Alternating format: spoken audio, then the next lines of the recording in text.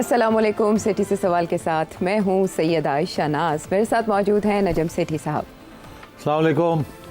सिर साहब, जैसे नेशनल असेंबली में एक सेशन होता है ना, वक्फा सवालात, आज वक्फा सवालात। अच्छा, आज अवामी दौर आ गया। आज अवामी दिन, अवामी दौर, अवाम के नाम जो लोग आपको देखते हैं। असल में सवालों में भी इतनी वैरायटी है कि हमारा शो क्योंकि रोज़ाना जनरल टॉपिक्स पे होता है, करंट अफेयर्स पे, सवालों में भी इस तरह के ही मामलात आए हुए हैं। यार मैं तो आपको हमेशा कहता हूँ कि 2-3 सवाल ले लिया करें। अच्छा। आप लोग हमेशा मुझे कहते हैं टाइम नहीं रहा, आज ये बड़ा इंपॉर्टेंट इशू आ गया है। सारी चीज़ें चलती रहती हैं, हमेशा हमें सवाल लेने चाहिए। बिल्कुल, हाँ। हम लोग भी तो देखना चाहते हैं, उनके सवालों के जवाब मिलना चाहिए। हाँ, शुक्र है आज आपने ये फैसला किया है कि वो घिसे पिटे हर रोज़ के बयान सियासतदानों के तो वो हम नहीं करेंगे। आज हम कुछ सोच विचार करेंगे। हाँ, सियासतदानों के घिसे पिटे सवालात की वजह से ये सवालात, उनके बयानात की वजह से ये सवालात आते हैं। चलो लेट्स स्टार्ट। बड़ा ही मज़े का सवाल है। आपको पता है हमारे सियासत की अपॉइंटमेंट, रिटायरमेंट, या फिर अमेरिका में कौन सा प्रेसिडेंट आएगा तो पाकिस्तान में हुकूमत चेंज होगी, यही होता है ना हमारी सियासत घूमती जैसे। या बांग्लादेश में जो तब्दीली आई उसका वो यहाँ आएगी या नहीं आएगी। हाँ, तो ये जो सवाल है बासित साहब न्यू जर्सी से, ये कुछ ऐसा ही सवाल कर। अच्छा। जी, आपका मुशाहिदा, तजुर्बा और आपकी चिड़िया अगले साल जनरल आसिम मुनीर की एक्सटेंशन के बारे में क्या बताते हैं? जी बताएं। ओह, आप कह रहे थे मज़े का सवाल है। ये मज़े का सवाल नहीं है, बड़ा ख़तरनाक सवाल है। ये मेरा चाहते हैं कि मेरा शो बंद हो जाए, यही चाहते हैं ना। इसमें क्या ऐसी बात है कि आपका शो बंद हो जाएगा? नहीं, मतलब है कि मतलब क्या ये रेड लाइन है क्या? नहीं, रेड लाइन तो नहीं है। तो फिर परकटते हैं क्या? तो फिर ये जलते हैं? अच्छा, तो फिर जवाब ये तो जवाब आपको देना पड़ेगा। हाँ। आपने मुझे मतलब है ये क्या है कि मज़े का सवाल है। हाँ। ये मज़े का नहीं है। नहीं, इससे पता चलेगा ना कि कौन। स्पेकुलेशन हमें नहीं करनी चाहिए। नहीं करनी चाहिए, एहतियात करनी चाहिए आपके ख्याल में? नहीं, एहतियात तो खैर हर चीज़ पे आजकल के ज़माने में करनी चाहिए। क्योंकि एहतियात वाहिद इलाज है। हाँ, वाहिद इलाज है, सर्वाइवल। आप नहीं कर रहे बात, लेकिन उमर अयूब साहब ने तो कर दी है, पता है? अच्छा, क्या कहता है? चले, मेरा ख्याल है उन्हीं की जुबानी आपको सुनवाते हैं। उनसे सवाल किया गया इसी बारे में, आप तो दामन बचा रहे हैं ना, उन्होंने नहीं बचाना ना। अब मुझे कुछ कहना पड़ेगा। हाँ, कहना पड़ेगा। सुने वो क्या कह रहे हैं। चले, मेरा ख्याल है कि उमर अयूब साहब ने आधा जवाब तो दे ही दिया है। क्यों आयशा? जी बिल्कुल। हाँ, वो तो कहते हैं कि जब टाइम आएगा तो देखा जाएगा एक्सटेंशन देनी है कि नहीं देनी। तो अब सवाल ये है कि क्या एक्सटेंशन मिलेगी या नहीं मिलेगी, तो अब पेशेंट को ही करनी पड़ेगी। लेकिन तजाद किया ना चीफ जस्टिस को, उन्होंने कहा फौरन घर जाएं, लेकिन आर्मी, हाँ जी, उन्होंने कहा उनका तो टाइम पूरा तो वो घर जाएं, लेकिन आर्मी चीफ का क्योंकि मुल्की हालात है, मुल्की मफाद है, अच्छा, वो तो ज्यादा बड़ा दायरा है। चलिए फिर आज हम भी जिसे कहते हैं ना कि जिन्होंने छलांग मार देने हैं। देखिए, बात यह है कि इस वक्त जो कानून है, कानून के मुताबिक तो वो 64 की उम्र तक रह सकते हैं आर्मी चीफ। बाजवा साहब के लिए ये कानून तब्दील किया गया था और वो it was not specific to him, so this means that he can stay as army chief till the age of 64। पर टर्म जो होती है वो 3 साल की होती है। दैट मीन्स नाउ सिंपली एक स्ट्रोक ऑफ द पेन के साथ उस वक्त जो भी हुकूमत होगी, अगर वो चाहेगी तो इनको एक्सटेंशन मिल सकती है, और क्या मिलेगी या नहीं मिलेगी वो अलग सवाल है। अच्छा, अब आइए आप, इसका जो ताल्लुक़ है कि मिलेगी या नहीं मिलेगी, ये आपको उमर अयूब ने इसका जवाब दे दिए। बेसिकली वो ये कह रहे हैं कि उस वक्त के हालात देखने पड़ेंगे। मगर इससे मुझे अब याद आ गया, और शायद ये इशारा भी मैं करूँगा, आप समझ जाइएगा, कि जब नवाज शरीफ साहब ने बाजवा साहब के ख़िलाफ़ बातें की थी, तो उस वक्त तो ऐसे लगता था कि अब सवाल ही पैदा नहीं होता कि बाजवा साहब को जब एक्सटेंशन का वक्त आएगा तो नून लीग कभी भी सपोर्ट नहीं करेगी, क्योंकि नवाज शरीफ साहब ने तो इल्ज़ाम लगा दिया था कि इनकी वजह से ये सारा क्राइसिस हो रही है। तो जब वक्त आया तो उस वक्त सारी मुस्लिम लीग पहुंच गई लंदन, और लंदन पहुंच गई, उन्होंने कहा जी कि हमें एक्सटेंशन, इमरान खान तो एक्सटेंशन दे ही रहा है, और अगर हमने ना दी तो फिर हम बिल्कुल ही आइसोलेट हो जाएंगे और एक ज़ाती भी इशू बन जाएगा आर्मी चीफ़ के साथ। इस वक्त इतना ज़ाती इशू नहीं है, एक सियासी इशू चल रहा है, और वो चाहते हैं कि उनको एक्सटेंशन मिले, और इमरान खान ने उनको एक्सटेंशन देनी है, उसके लिए तैयारी है पूरी। तो अगर हम बाहर बैठे रहेंगे तो फिर आगे हमें कोई मौके नहीं मिलेंगे कि हम दरार डालें इनके दरमियान। और जो हमारी सारी स्ट्रैटेजी है कि to divide the army chief from Imran Khan, वो फिर कामयाब नहीं होगी। ये जो प्रेशर हम डालने की कोशिश कर रहे हैं, इसलिए मेरा ख्याल है कि हमें भी इसको सपोर्ट करना चाहिए। अब उनकी वो सियासी फ़ैसला था कि जी अगर हम नहीं सपोर्ट करते तो फिर बिल्कुल कोई चांस नहीं है आखिर बाजवा साहब को के करीब होने का और दरार डालने का बिटवीन बाजवा साहब एंड इमरान खान। तो इसलिए बेहतर ये है, एक चीज़ होने जा रही है तो इस वक्त असूलों पे क्या खड़े होने की ज़रूरत है, इस वक्त मौका परस्ती होनी चाहिए। और मौका परस्ती यही है कि हम बाजवा साहब की एक्सटेंशन जो है उसको सपोर्ट करें, बाहर ना खड़े रहें। डिवीज़न नहीं होनी चाहिए इसके ऊपर। मियाँ साहब मान गए इस बात को, हालांकि वो खुश नहीं थे मगर वो मान गए। उन्होंने कहा चलो फिर ठीक है, अगर सारी पार्टी यही कह रही है तो कर देते हैं। और आखिर में हुआ क्या कि वो इनके काम आई, क्योंकि इन्होंने बाजवा साहब को न्यूट्रलाइज़ कर दिया उस एक्सटेंशन के साथ। और जब वक्त आया और वो थोड़े से मतलब है कि नाराज़ हो गए इमरान खान से या दूर होने लगे, वो सेम पेज में के क्रैक्स आने शुरू हो गए, तो ये जो पॉलिसी थी नून लीग की ये कामयाब हुई, क्योंकि इन्होंने बाजवा साहब के साथ रबते शुरू कर दिए और बाजवा साहब ने इनके साथ रबते शुरू कर दिए, और जिसकी वजह से फिर आखिर में इनको कामयाबी हुई और बाजवा साहब और इमरान खान के दरमियान एक दरार पड़ गई थी। अब सूरत हाल ये है कि उमर अयूब भी यही बात कह रहे हैं, बड़ी इंटरेस्टिंग बात है। और ये रिसेंटली जो इमरान खान ने जो बयान दिया है कि हम जो लोग जिन लोगों ने मे 9 में हिस्सा लिया था, अगर उनके ख़िलाफ़ कोई एविडेंस है तो हम कंडेम करेंगे और उनको सपोर्ट भी, और अब सिपा सलार और इस किस्म की बातें करनी शुरू कर दी हैं कि उनको अटैक ना करें एंड सो ऑन। तो ये अब पीटीआई की भी इसी किस्म की स्ट्रेटजी शुरू हो गई है कि किसी तरीके के साथ ये जो इशू बन गया है between Imran Khan and the army chief, इसको थोड़ा सा लाइटन किया जाए, इसको रिड्यूस किया जाए, ताकि अगर कल को कोई मौका आए तो हम भी उसी किस्म का रोल अदा कर सकें जो कि नून लीग के लीडर्स ने किया था विद बाजवा साहब, और आर्मी चीफ को थोड़ा सा न्यूट्रलाइज़ करें हम, क्योंकि वो ज़ाहिर है बड़े नाराज़ हैं इन लोगों के साथ जिस तरीके से उनके साथ रवैया किया गया, और उसके बाद खान साहब का शुरू में और उसके बाद खान साहब की हिदायत के ऊपर सारी पीटीआई ने जो कुछ सोशल मीडिया पे उनके ख़िलाफ़ किया। तो ये अब उमर अयूब ने इस बात को खुला छोड़ दिया। अच्छा, अब ये इसका ये मतलब है कि उनकी उम्मीद ये है कि किसी न किसी स्टेज पे ये इशू खड़ा होगा और उन्हें भी सोचना पड़ेगा। इसलिए बेहतर यही है कि इसी वक्त कोई इस किस्म का बयान ना दिया जाए जिसके साथ सारे दरवाजे बंद कर दिए जाए। तो अब आइए आगे होगा क्या। अब मैं नहीं समझता कि इमरान खान को इतनी जल्दी रिलीफ मिलने वाली है, और रिलीफ बेसिकली इस्टेब्लिशमेंट की तरफ से ही है, क्योंकि इस वक्त issue between Imran Khan and establishment है या पीटीआई एंड इस्टेब्लिशमेंट है। बिकॉज मे 9 जो है वो उसको माफ़ करने के लिए वो तैयार नहीं है, क्योंकि that is a direct attack on the institution. और ये वो इंस्टीट्यूशन है जो 70 साल से सब कह रही है और समझ रही है और तारीफ़ और अपनी तारीफ़ करती है और तारीफ़ लोगों से बनवाती है कि it is the only force that is holding this country together and so on united. तो इसलिए इसको अटैक करना is unforgivable, and therefore that is a big problem that Imran Khan faces.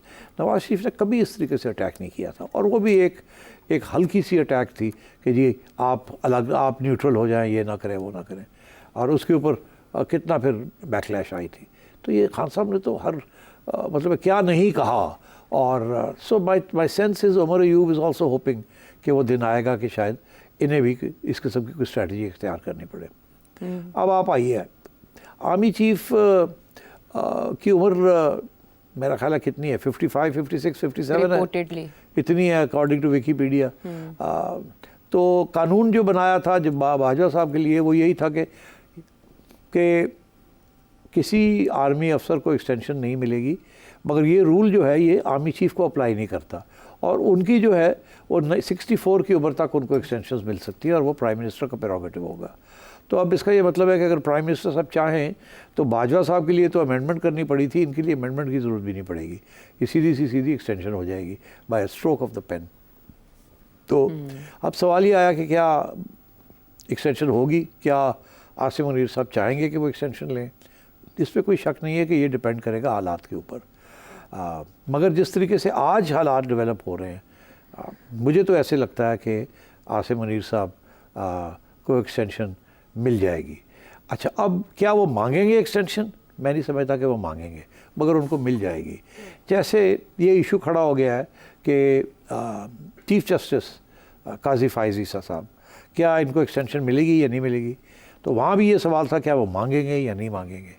और मेरा ख्याल है जो गवर्नमेंट कानून अमेंड करने जा रही है, और बिल्कुल यकीनी तौर पे कानून को अमेंड करने जा रही है, उसमें यही है कि सबकी एज जो है ब्यूरोक्रेट्स की, और याद रहे कि जजेस and generals come under grades also, government grades 22, 21, 22, तो उनकी अगर सारों सबकी जो एज लिमिट है वो 64 कर दी जाए या 63 कर दी जाए, from 60 to 63, so automatically they remain in their current positions and they don't have to retire. तो ये जो 3 साल की जो लिमिट थी आर्मी चीफ की, वो तो वैसे ही एक्सटेंड हो सकती है। और चीफ जस्टिस का जो है, मैं ये समझता हूँ कि शायद गवर्नमेंट ये भी सोचे कि ये जो सारा इस वक्त जो है ना सीनियरिटी प्रिंसिपल चीफ जस्टिस की अपॉइंटमेंट का, जो कि इफ्तिखार चौधरी साहब के ज़माने के बाद इम्प्लीमेंट किया जा रहा है, अब मेरा ख्याल है इसको भी गवर्नमेंट अटैक करेगी, इसको भी तब्दील करने की कोशिश करेगी। इसीलिए ये सारी चीज़ें जो है ना ये पाइपलाइन में हैं, अगले 2-3 माह के अंदर अंदर बहुत कुछ होने वाला है और पार्लियामेंट हरकत में आने वाली है, और वो हरकत में जब आएगी तो जाहिर है कि उस वक्त सुप्रीम कोर्ट के साथ या कुछ जजेस के साथ क्लैश होगा, और इसलिए look out for it. But government is determined, 2-3 चीज़ें, army chief will stay, government will stay and parliament will stay, and Imran Khan will not be given any relief. ये इस वक्त की सूरत हाल है। यानी अभी तक की सिचुएशन के मुताबिक ये आपका एनालिसिस है। अगर एक्सटेंशन मिल जाती है तो chief justice will also stay, और 25 अक्टूबर को वो रिटायर्ड हो रहे हैं और 26 को उनकी सालगिरह है, अगर उन्हें एक्सटेंशन मिल जाती है तो सालगिरह का गिफ्ट भी मिल जाएगा हुकूमत अगर की तो तरफ से। एज का इशू ख़त्म हो जाता है तो फिर एक्सटेंशन इट्स ऑटोमेटिक, हाँ अप्लाइड, ऑटोमेटिकली अप्लाई हो गई। हाँ तो मसला तो ही मैं कोई ये नहीं। समझता हूँ इस वक्त सुप्रीम कोर्ट के अंदर मेजॉरिटी जजेस जो हैं वो चाहते हैं कि ये इसीलिए अब आप देखिए जो अगले बनने वाले हैं चीफ जस्टिस, जी अगर ये चीफ जस्टिस रिटायर होते हैं जी तो मंसूर अली शाह साहब, उनकी तरफ से बड़े स्ट्रॉन्ग बयान आने शुरू हो गए हैं जी। कि हमारी जजमेंट्स को इम्प्लीमेंट करना है। अब ये मैंने 3 दिन से ये सुन रहा हूँ, वो जजमेंट्स के अंदर भी ये कह रहे हैं, हर जगह पे यही कह रहे हैं कोई और रास्ता नहीं इम्प्लीमेंट करने के सिवा। पर, और हम करवाएंगे। जी। तो अब बात ये है कि जाहिर है कि उन्हें कोई शक है या फिक्र है कि ये शायद उनकी जजमेंट इम्प्लीमेंट ना हो। कौन सी जजमेंट इम्प्लीमेंट ना हो? वो एक ही जजमेंट है जिसके ऊपर सारा कुछ खड़ा है, वो रिजर्व सीट्स की। रिजर्व सीट्स अगर पार्लियामेंट जजमेंट सुप्रीम कोर्ट की को नहीं करती तो उसके बाद फिर और कानून पास कर देती है और इनके ऑर्डर्स नहीं फॉलो करती, तो then we have a serious problem on our hands. और मैं समझता हूँ कि सुप्रीम कोर्ट के अंदर भी आप ये जो डिवीज़न है ये खुली आम सामने आने वाली है। ये भी मैं पेशन गोई कर रहा हूँ।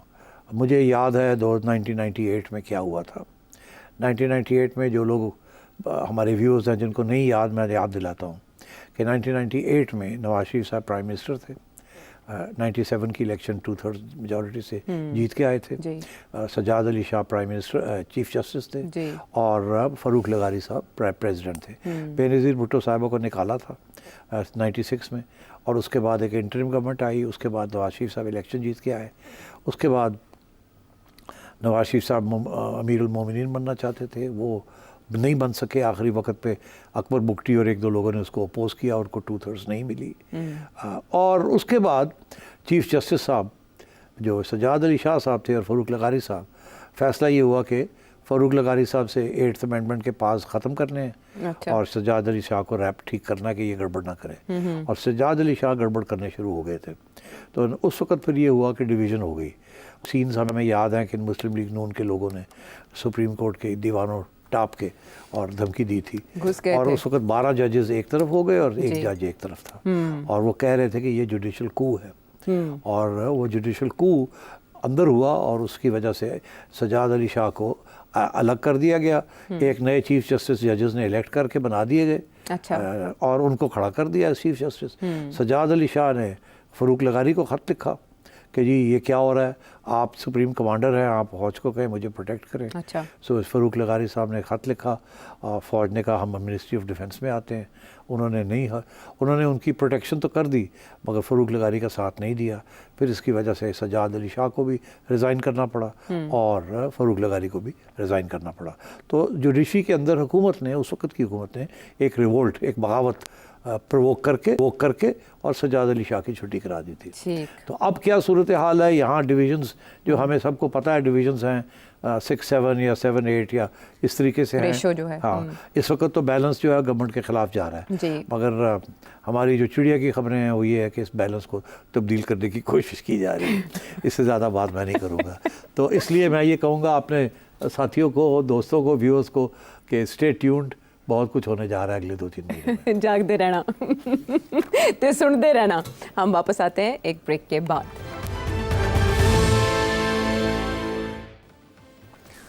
शो में एक बार फिर खुश आमदेद। बासित साहब न्यू जर्सी से, उनके सवाल का तो कम्प्रीहेंसिव जवाब मिल गया। अब आते हैं पाकिस्तान के अंदर, लाहौर से अदील साहब क्या जानना चाह रहे हैं? सेठ साहब, नवाज शरीफ 99 में भी और 2017 में भी तकरीबन 1 से 1.5 साल कैद में रहने के बाद मुल्क से बाहर चले गए। इमरान खान को भी कैद में 1 साल से ज़्यादा का अरसा गुजर गया है। क्या मुस्तकबिल करीब में इमरान खान किसी मुल्क में जिला वतनी इख्तियार कर सकते हैं? और ऐसे में जब आप प्रिडिक्ट कर चुके हैं कि उन्हें रिलीफ भी नहीं मिलना, तो जिला वतनी ही ऑप्शन है? अच्छा देखिए, तारीख़ में ज़रा चलते हैं, फिर बड़ा ज़रूरी होता है तारीख़ को देखना। इस्कंदर मिर्ज़ा साहब प्रेसिडेंट थे और उन्होंने अयूब खान को कमांडर इन चीफ आर्मी लगाया। अयूब खान ने उनके ख़िलाफ़ कू करके उनकी छुट्टी करा दी और उनको फिर कहा कि आप चले जाएं यहाँ से और आप लंदन चले जाएं। उनको जला वतन कर दिया, वो लंदन चले गए। वहीं वो वफ़ात पा गए बहुत अरसे के बाद, वापस नहीं आए। उसके बाद मोहतरमा बेनज़ीर भुट्टो साहब की शहादत के बाद वो भी 1 साल जेल में रही और उसके बाद उनको भी ये कहा गया कि आप चले जाएं यहाँ से, जाना चाहती हैं तो चले जाएं। उन्होंने भी ये मौका ले लिया और कहा ठीक है मैं चली जाती हूँ। वो भी चली गई। उसके 1 साल के बाद साहब को भी ये मौका दे दिया गया कि आप भी चले जाएं यहाँ से, नहीं तो आपके साथ भी गड़बड़ हो सकती है। वो भी चले गए और वो वहीं बैठे रहे, आज तक वहीं हैं। और इजाज़त के बगैर जा कोई नहीं सकता था, तो इजाज़त दे दी गई। तो यहाँ हमारी इस्टेब्लिशमेंट का रवैया यही रहा कि बेहतर यही है कि ये बाहर चले जाएं, यहाँ ना रहें। यहाँ रहेंगे तो या जेल में रखना पड़ेगा और मसले हैं वहाँ जेलों में भी ये अदालतों की वजह से, और या ये अगर बाहर रहेंगे तो तंग करेंगे और फसाद करेंगे। तो बेहतर ही, और हर रोज़ प्रेस कॉन्फ्रेंसेस होंगी, ये होगा वो होगा, तो बेहतर यही है कि इनको जाने दें। तो तारीख़ में तो फिर मोहतरमा भी चली गई। उसके बाद नवाज शरीफ साहब की बारी आई। इतना सख्त सज़ा दे दी गई थी, सज़ाए मौत दे दी थी मुशर्रफ ने इनको, और उसके बाद इनको भी मौका ढूंढ के डील करके और इनको कहा आप चले जाएं। ये भी फ़ौरन लपक के चले गए। जब मौका दे दिया जाता है तो सारे लपक के चले जाते हैं, और चले भी गए। मगर दिलचस्प बात यह है कि मोहतरमा बेनज़ीर भुट्टो भी 4 साल 5 साल बाहर गुजार के जब यहाँ हालात देखे कि अब सही हैं, मौका है, तो वो भी पाकिस्तान 1986 में आफ्टर 4 years और 5 years of exile in London वो वापस आ गई और आई, और बहुत बड़ी हिस्टोरिक रिसेप्शन हुई और ज़िया-उल हक साहब हिल गए क्योंकि इलेक्शन आ रहे थे आगे। वो और बात है उसके बाद क्या हुआ, मगर वो वापस आ गई। नवाज शरीफ साहब और बेनज़ीर भुट्टो साहब भी वापस आ गए from exile without completing their terms, जब जनरल मुशर्रफ के दिन ख़त्म होने जा रहे थे, और मोहतरमा ने एक डील करके वापस आ गई।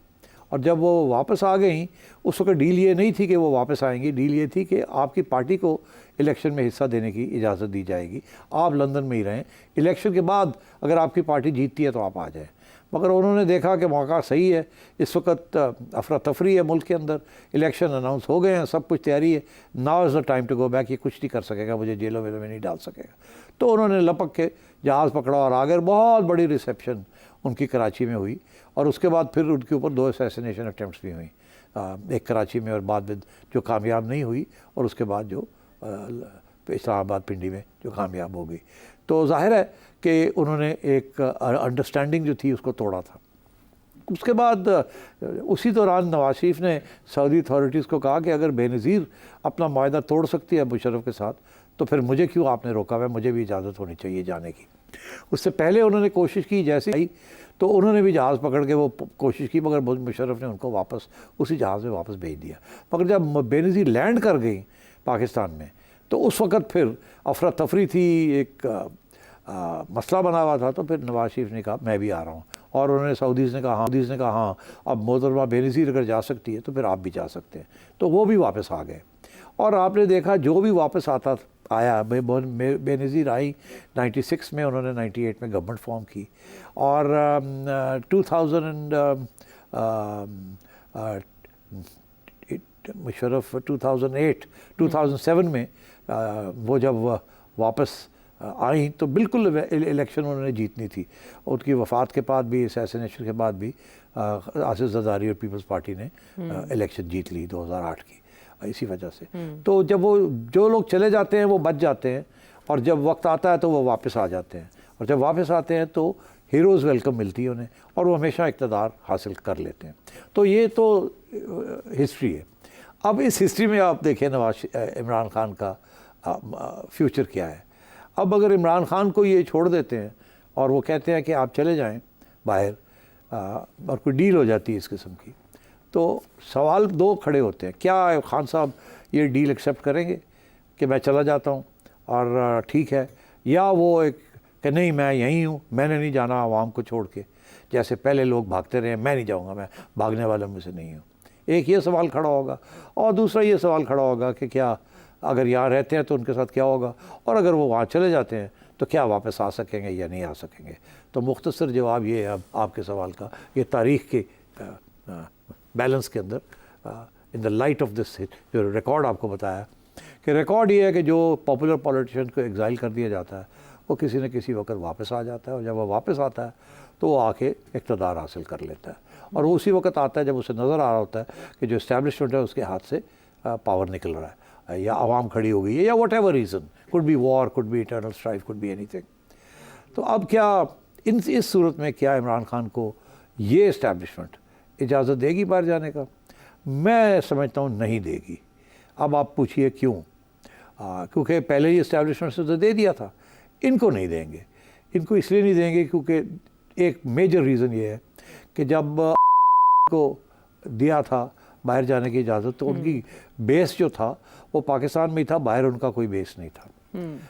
इसी तरीके के साथ मोहतरमा को जब किया तो उनका बाहर कोई बेस नहीं था, और उनका बेस यही था, बाहर कोई ख़ास लिफ्ट कराने वाले लोग नहीं थे। नवाज शरीफ को भी जब सऊदी अरेबिया भेजा तो इसीलिए भेजा था कि शायद लंदन में उनका छोटा मोटा बेस था, उस वक्त नून लीग पॉपुलर थी, तो इसलिए सऊदी भेज दिया, मगर बाद में वहाँ भी उनका कोई ख़ास बेस नहीं बना। फ़र्क यह है कि इमरान खान का बहुत बड़ा बेस है एक्सपैट्रिएट पाकिस्तानीज़ में, यह अनप्रेसिडेंटेड। मतलब है कि कोई पाकिस्तानी 10 में से अगर आप 8 पाकिस्तानी मिलें आपको लंदन में या यूके में या यूएसए में, तो there all supporters of Imran Khan. ये बहुत बड़ी बात है। इमरान खान लंदन में बैठ के या न्यूयॉर्क में बैठ के एक टाइडल वेव क्रिएट कर सकता है, वो वहाँ बैठ के हर रोज़ इतने बड़े मजबे कर सकता है और इस किस्म की अप्रोच कर सकता है टू वेरियस गवर्नमेंट्स। वो इंटरनेशनल उनका स्टेचर ऐसा है, और उनके साथ क्लास प्रोफेशनल्स हैं कि दे कैन क्रिएट हैवक, और वहाँ से बैठ के वो इतना प्रेशर क्रिएट कर सकते हैं कि आप इमेजिन नहीं कर सकते। तारीख़ में बहुत से ऐसे केसेस हुए हैं जहाँ बहुत से लोग बाहर गए, उनका बाहर वो बेस ही नहीं था। आयतुल्लाह ख़ोमेनी भी बहुत अरसे के लिए बाहर में जला वतन था, मगर कोई ख़ास बेस नहीं था वहाँ। बस जब ईरान के अंदर हालात तब्दील हुए अवामी प्रेशर की वजह से, तो वो वापस आए और इनकलाब में हिस्सा लिया। व्लादिमीर लेनिन, उनका भी यही है, वो भी बड़ा अरसा लंदन में एग्ज़ाइल में थे, और उसके बाद जब रशिया के अंदर तब्दीली आनी शुरू हुई अवाम की वजह से, तो उन्होंने भी जलावतनी ख़त्म की और ख़ुद आ गए और बोल्शेविक रेवोल्यूशन को लीड किया और कामयाब हुए। तो खान साहब का तो बहुत बड़ा बेस है वहाँ, इसलिए मैं समझता हूँ इस वजह से खान साहब को नहीं जाने देंगे। अब आई बात कि जी खान साहब खुद जाना चाहेंगे कि नहीं। अच्छा, ये आपको हैरानगी होगी इस बात की, क्योंकि इसी वजह से, क्योंकि उनका बहुत बड़ा बेस है वहाँ और बहुत बड़ा सपोर्ट बेस है। सिर्फ ब्रिटिश कंजर्वेटिव पार्टी के अंदर भी सपोर्ट है उनका, और भी बड़ा सपोर्ट है इधर उधर। तो इसलिए ये खान साहब जो हैं वो जाना चाहेंगे। अब बहुत से लोग हैं वो कहते हैं खान कभी नहीं जाएगा, वो जेल नहीं छोड़ेगा। मैं समझता हूँ खान को आज आप कहें कि जी आप चुप कर जाएं, ये ना करें वो ना करें, इस हुकूमत को कंप्लीट करने दें टर्म, खान फ़ौरन मान जाएगा और खान चला जाएगा और वहाँ जाके मुकर जाएगा और खान वहाँ से हमले करेगा। इसलिए यही तज्ज़िया है इस्टेब्लिशमेंट का भी। ये मेरा तज्ज़िया सिर्फ नहीं है, उन्होंने भी तारीख़ पढ़ी हुई है और उन्हें भी खान के बारे में बहुत कुछ पता है। Khan is not Benazir Bhutto, Khan is not Iskander Mirza, Khan is Khan, जो इस स्टेज पे डटा हुआ है जिस तरीके के साथ और जिस किस्म की वो बातें कर रहा है, इसके बाद उसको फ्री करना इस्टेब्लिशमेंट के लिए बड़ा मुश्किल होगा, अनलेस और ये हमेशा इफ़ बहुत बड़ा इश होता है, अगर आवाम की ताकत इस्टेब्लिशमेंट की ताकत को चैलेंज करे और कामयाब हो जाए फॉर वट एवर रीज़न, तो फिर तब्दीली आ सकती है। मगर क्या यहाँ भी उस किस्म के हालात होंगे जिस किस्म के बांग्लादेश में हुए हैं? ये सवाल ये भी अब आया एक और है। सवाल है। ये सवाल भी आया ये हुआ है। जब आया है तो फिर बात करें। बेहतर है आपके व्यूवर्स जो हैं वो जो पूछना चाह रहे हैं हम उसी को ऐड कर लें। लेकिन आपने बड़ा अच्छा एनालिसिस दिया कि ये सपोर्ट बेस में कितना फ़र्क होने की वजह से ये थ्रेट मौजूद रहेगा और इसको नाप तोल के रखा गया, देखा गया मेजर करके ख़तरे को। लेकिन इमरान खान साहब ने तो अभी ताज़ा बयान ECL में डालें ताकि मैं भी ना मुल्क से बाहर जा सकूँ। और इससे पहले भी वो ये कहते आए हैं कि वो बाकी लीडर्स की तरह मुल्क छोड़ के नहीं जाएंगे क्योंकि उनके सामने है दीवार पर लिखा हुआ। वापस आते हैं एक ब्रेक के बाद।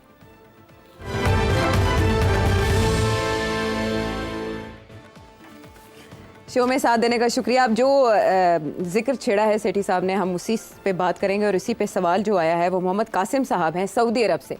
जी, क्या बांग्लादेश में किसी अमेरिकन CIA या जो मोसाद इसराइल की जो खुफिया एजेंसी है उनका हाथ नहीं है? अगर उनका हाथ है तो मुझे जो शक पड़ता है इमरान खान की तरफ से जो भूचाल मचाया हुआ है उसको चिंगारी देने के लिए क्या ये एक डेमो नहीं दिखाया गया पाकिस्तान के अवाम को? हाँ, इंटरेस्टिंग सवाल है। पहले बांग्लादेश को टैकल कर लेते हैं। देखिए, मैंने अपने पिछले प्रोग्राम में कहा था कि डोनाल्ड लू जो असिस्टेंट सेक्रेटरी ऑफ स्टेट हैं, जिनके बारे में खान साहब ने बहुत सी बातें की हैं कि उन्होंने रेजीम चेंज कराई है यहाँ, और अभी भी खान साहब उस बात पे डटे हुए हैं कि अमेरिका का हाथ था उनकी रिमूवल में, कि उन्होंने इस्टेब्लिशमेंट ख़ुसूसन जनरल बाजवा को के ऊपर प्रेशर था कि इसको ना आने दें, इसको तब्दील करें। अब क्या वो साजिश थी या कोई डायरेक्ट ऑर्डर था, ऐसी तो बात नहीं थी, मगर एक इंडिकेशन थी। दिस इज़ खान साहब्स पोजीशन। अच्छा, अब सूरत हाल ये है कि बांग्लादेश के अंदर भी लोगों ने ये बात लिखी है, स्पेशली इंडियन कमेंटेटर्स, वो ये कह रहे हैं कि अमेरिका का हाथ है इसमें। वो कैसे है ये नहीं कह रहे कैसे है, और ये भी नहीं कह रहे क्यों है, मगर क्या ये ज़रूर रहे हैं कि डोनाल्ड लू जो है वो आया था, उसने मुलाकातें की थी इधर उधर, और उसके बाद उसका एक रोल भी रहा है अमेरिकन स्टेट डिपार्टमेंट में, रेजीम चेंज जहाँ जहाँ रेजीम चेंजेस हुई हैं या रेजीम को चेंज करने की कोशिश की जा रही है। अब वो अमेरिका का इंटरेस्ट क्या हो सकता है, और अगर इंटरेस्ट है तो किस तरीके से रेजीम चेंज कराएंगे। पहली बात तो ये है कि रेजीम चेंज कराने के तो दो तरीके होते हैं थर्ड वर्ल्ड कंट्रीज़ में। एक ही होती है कि क्योंकि रेजीम चेंज आर्मी करती है आमतौर पे कूज के ज़रिए या इनडायरेक्ट प्रेशर डालने के लिए, तो उनके जो अमेरिकन मिलिट्री इस्टेब्लिशमेंट है उनके हर दुनिया की मिलिट्री इस्टेब्लिशमेंट के साथ राब्ते हैं। बांग्लादेश की मिलिट्री इस्टेब्लिशमेंट के साथ भी राब्ते और पाकिस्तानी मिलिट्री इस्टेब्लिशमेंट के बड़े तवील और सीरियस राब्ते रहे हैं और हैं अभी भी। और जब एक मुल्क डिपेंडेंट हो जाए किसी दूसरी इस्टेब्लिशमेंट के ऊपर for weapons supplies and also for aid, तो फिर ज़ाहिर है वो राब्ते जो हैं वो बड़े मजबूत होते हैं और बात सुनी जाती है। मगर क्या बांग्लादेश में क्या सिचुएशन थी? अब बांग्लादेश में आर्मी बड़ी माइनर फैक्टर है, it's not a major factor like in Pakistan. तो और उनके भी कोई ख़ास लंबे चौड़े कोई कू मेकिंग आर्मी नहीं है अभी इस स्टेज पे। तो क्या अमेरिकनों ने आर्मी को उकसाया? नो। स्टूडेंट्स को उकसाया? अच्छा, अब जब ये स्टूडेंट्स की बात आती है तो फिर हमें याद आता है कि पाकिस्तान के अंदर भी इस किस्म का एक मूवमेंट चला था, it was called the PNA movement.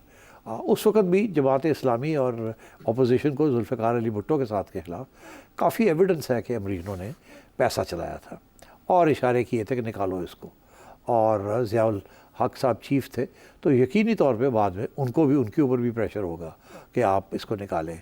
और उसकी वजह यही थी कि भुट्टो साहब ने यूनाइटेड नेशंस में भी और हर जगह पे आंखें दिखाई थी वेस्टर्न पास को, और उन्होंने दो चीज़ें की थी जिसके साथ वेस्टर्न पास बड़े नाराज़ थे। जैसे खान साहब के साथ नाराज़ थे उस तरीके के साथ भुट्टो साहब के साथ भी नाराज़ थे। One issue was the nuclear program जो उन्होंने इनिशिएट किया था, जिसके ऊपर सख्त खिलाफ थे वो कि ये क्या कर रहा है, और गुस्सा था। और दूसरा ये था कि जी इन्होंने इस्लामिक समिट की थी कॉल लाहौर शहर में, और इनका कोशिश ये थी कि उस वक़्त दो ब्लॉक्स थे ग्लोब में, एक था एंटी कम्युनिस्ट ब्लॉक, ये उस वक़्त के जो नेटो सेंटो सीटो इस किस्म के बगदाद पैक्ट से, और दूसरा जवाहरलाल नेहरू और यूगोस्लाविया के सदर टीटो और इस किस्म के लोग थे जिन्होंने, और चाइना, जिन्होंने एक थर्ड ब्लॉक बनाने की कोशिश की थी, the neutral block. Bandung conference में के बाद एक कॉन्फ्रेंस हुई थी, उसमें ये फैसला, और भुट्टो साहब ने सोचा कि, और उसमें इंडिया का बहुत बड़ा रोल था, तो भुट्टो साहब ने सोचा हम उस ब्लॉक पे तो नहीं हो सकते जिस ब्लॉक में इंडिया है, तो भुट्टो साहब ने इस्लामिक समिट करके एक चौथा ब्लॉक बनाने की कोशिश की। अच्छा, जब ये, और वो चौथा ब्लॉक में वो कामयाब होने जा रहे थे, मगर इसीलिए that was one of the reasons he had to be removed, because इस्लाम का ब्लॉक जो था was not acceptable to any of the other 3 blocks. तो इसलिए भुट्टो साहब को जाना पड़ा। अब आइए यहाँ कोई ऐसी सूरत हाल नहीं है। Bangladesh is insignificant. बांग्लादेश में कोई ख़ास अमेरिकन इंटरेस्ट नहीं है। इंडिया के इंटरेस्ट थे, और वो इसी दो हद तक के पाकिस्तान के साथ एलाई ना करें, क्योंकि एक वक्त था जब बांग्लादेश की सरजमीन से इंडिया के ख़िलाफ़ कुछ कार्रवाई होती थी, खुफिया कार्रवाई हमारी एजेंसियां करती थी। तो इंडिया को ये भी था कि एक, अब जबकि अब आजकल जो इल्ज़ाम है वो नेपाल के ऊपर है कि नेपाल के अंदर से हमारी एजेंसियां create problems for Indians and so on, और वहाँ भी कि बांग्लादेश से भी ये करते हैं। तो इसीलिए हसीना was supported by India because she cut off all relations with Pakistan. Khalda Zia, on the other hand, had good relations with Pakistan, and so therefore India was supporting Hasina Wajid. And the Americans, उनका सिर्फ एक interest था कि हसीना वाजिद जो है वो China के करीब ना जाए, इंडिया के करीब ज़रूर रहे। इनफैक्ट इंडिया के ब्लॉक के अंदर बिल्कुल वेलकम। आखिरी स्टेजेस पे हसीना ने इंडिया से थोड़ा दूर होने की कोशिश की, और उन्होंने चाइना के साथ कम्युनिकेशन खोल ली, और उनको कोई रेल लाइंस और रोड लाइंस देने का फ़ैसला किया, क्योंकि इंडिया के साथ रिवर्स और पानी के ऊपर प्रॉब्लम्स हल नहीं हो रहे थे। तो उन्होंने सोचा कि थोड़ी बहुत लेवरेजिंग की जाए, जिसकी वजह से इंडिया भी नाराज़ था और अमेरिका भी नाराज़ हो गया, क्योंकि आजकल के ज़माने में इंडिया, अमेरिका कोई भी एक्सेप्ट नहीं कर सकता किसी को भी कि वो चाइना के करीब हों, बिकॉज बहुत बड़ा कॉन्ट्रडिक्शन और क्लैश आ रहा है और चल रहा है बिटवीन अमेरिका एंड चाइना। अब वो रशिया वाली चीज़ इतनी नहीं रही जितनी वो जब फ्यूचर का सोचते हैं तो वो चाइना का सोचते हैं। तो इसलिए मैं समझता हूँ कि इसमें ज़रूर ये हो सकता है कि थोड़ा बहुत अमेरिकनों का हाथ हो, मगर कोई एविडेंस नहीं निकली इस वक्त तक। इंडियंस बड़े कन्विंस्ड हैं 2 बातों के। एक भी वो ये कहते हैं कि ये साहब जो हैं यूनस, ये जो हैं ये बड़े प्रो अमेरिकन हैं, और हमेशा इनको अमेरिका की और वेस्ट की सपोर्ट रही है। इसके ऊपर बाद में हम बात करते हैं। और दूसरा ये कि चाइना की वजह से कि हसीना का करीब होना अमेरिकन का भी इंटरेस्ट आ चुका था। मेरा ख्याल अगर था तो इतना ही होगा कि नॉट दिया होगा कि we don't mind get rid of या it's okay, no problem. But क्या उन्होंने कोई डिलिबरेटली कोई चीज़ प्रोवोक की, मैं नहीं समझता। इतना इंटरेस्ट नहीं था उनका। मगर क्या अगर ये ऐसे हो, would it suit them? Yes, why not. चलें, ये जो क्राइसिस वहाँ क्रिएट हुआ है इसमें अपॉर्चुनिटी देख रहे हैं कोई काशिफ साहब दुबई से? जैसे अब ये बांग्लादेश के हम हालात देख रहे हैं, और हसीना वाजिद और उनकी फैमिली जिस तरह से डीप रूटेड है इंडिया के साथ, इस तरह से अब अगर जो नई गवर्नमेंट आती है, ये अगर पाकिस्तान से कुछ मदद मांगते हैं या पाकिस्तान से कुछ ताल्लुकात बढ़ाते हैं, हम पहले भी मशरकी पाकिस्तान थे, तो आज फिर से क्यों नहीं दोबारा से हम इकट्ठे हो सकते? क्या पाकिस्तान भी आगे कदम बढ़ा सकता है, या ये आज भी इंडिया से डर के पीछे हट जाएगा और कहेगा कि नहीं नहीं नहीं, हम नहीं कुछ भी कर सकते? देखिए, इस वक्त बांग्लादेश की तरफ से बिल्कुल कोई किसी किस्म की पेशकदमी नहीं होगी प्रो पाकिस्तान। इस वक्त आपने बयान सुन लिया है जो नए इंटरिम एडवाइज़र हैं, जो कि प्राइम मिनिस्टर ही समझे आप, कि उनके जो 3 इस वक्त ऑब्जेक्टिव्स हैं। एक ऑब्जेक्टिव ये है कि एक फॉर्मल काबीना बनाई जाए, इंटरिम गवर्नमेंट बनाई जाए। अभी गवर्नमेंट नहीं बनी, इंटरिम, ये एक टेम्प्रेरी सिचुएशन है। नंबर 2 के इलेक्शंस का फ़ैसला हो कब होने और कैसे होने हैं। और तीसरा ये कि जो माइनॉरिटीज़ हैं बांग्लादेश की, उनको प्रोटेक्शन मिले, बिकॉज इस वक्त जो माइनॉरिटीज़ हैं ख़ुसूसन हिंदूज़, उनके ख़िलाफ़ काफ़ी गुस्सा है, क्योंकि हसीना वाजिद और अवामी लीग बड़ी प्रो इंडिया थी, और अब वहाँ भी pro India means pro Hindu. तो वहाँ काफ़ी कुछ इंस्टेंसेस आए हैं जहाँ हिंदूज़ को परसिक्यूट किया जा रहा है, और वो कुछ भागने की भी कोशिश कर रहे हैं बॉर्डर क्रॉस करके इनटू कैलकाटा एंड अदर्स। तो सबसे पहले आज जो बयान आया, उन्होंने यही कहा है कि अगर ये जो अटैक्स हो रहे हैं माइनॉरिटीज़ के ऊपर, नाम नहीं लिया उन्होंने, मगर उनका जो इशारा है वो हिंदुओं की तरफ है कि ये अगर अटैक्स बंद नहीं होंगे तो मैं रिज़ाइन कर दूँगा। बड़ा सख्त स्टेटमेंट है। और ये बाय द वे, ये मैं आपको बता दूँ कि ये जो अटैक्स हो रहे हैं ये कौन कर रहा है। ये अभी तक ये बात आई नहीं है, मगर बात आएगी। ये वही लोग हैं जिनके ऊपर क्रैकडाउन किया था हसीना वाजिद ने, जो कि बड़े एंटी इंडिया थे और प्रो इस्लाम थे, और उनमें जमात इस्लामी सरफहरिस्त है। और इस वक्त आप देखें कि Jamaat is now once again back on the streets.